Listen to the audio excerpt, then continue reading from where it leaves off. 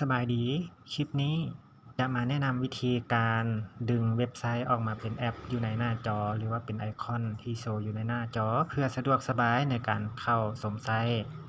ขั้นตอนทำอิฐให้เรากดเข้าใน Chrome นะ Chrome Google Chrome กดเข้าไปเลย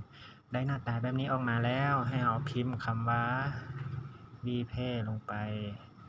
vpay ดอลลาร์แล้วก็กดต่อไปเนาะกดเสิร์ชหา จะได้หน้าตาแบบนี้ออกมาหลังจากที่ได้แบบนี้แล้ว ให้เรามาสังเกตเบิ่งว่าแจเบื้องขวาทางถึงนี่จะมี3เม็ดอยู่เนาะ3เม็ดให้เรากดเข้า3เม็ดนี้ไป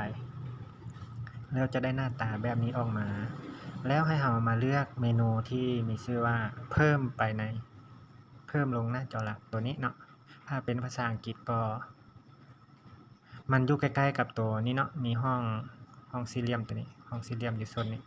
อยู่ติดกันเลยย่องเทิงนี่เรากดเข้าไปกดเข้ามาแล้วเนาะเราก็กดเพิ่มไปตอนนี้การเพิ่มไปทางลัดนี่คือว่าสำเร็จแล้วเนาะดังนั้นเราก็ออกจากเว็บไซต์ไปเลยออกมาแล้วเรามาซอกเบิ่งว่ามันอยู่ไสมันมาอยู่นี่เนาะอยู่นี่โอเคถือว่า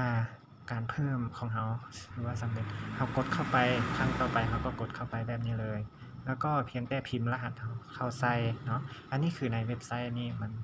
เก็บไว้แล้วเราก็มาเอารหัสใส่รหัสผ่านใส่แล้วก็เข้าสู่ระบบได้เลยเว็บไซต์ก็หากว่าโทรศัพท์ของเราหากว่านำใช้แอปเนาะมันไวอยู่แล้วก็บ่จำเป็นต้องใช้เว็บไซต์แต่ว่าโทรศัพท์เนาะบางรุ่นบางเครื่องเป็นเวอร์ชันเก่าที่ว่าใช้แอปแล้วมันช้าเราก็ต้องเพิ่มเว็บไซต์มาเป็นแอปคล้ายๆคือกับแอปนี้เนาะแล้วก็มาใส่รหัสเข้าไปแล้วก็เข้าระบบได้เลยตัวเว็บไซต์นี่ตัวนี้จะซัปพอร์ตกับโทรศัพท์ทุกรุ่นเลยเนาะโทรศัพท์ทุกรุ่นเลยนี่การเข้าสู่ระบบก็ถือว่าสำเร็จเนาะสำเร็จเลยพบกันในคลิปต่อไป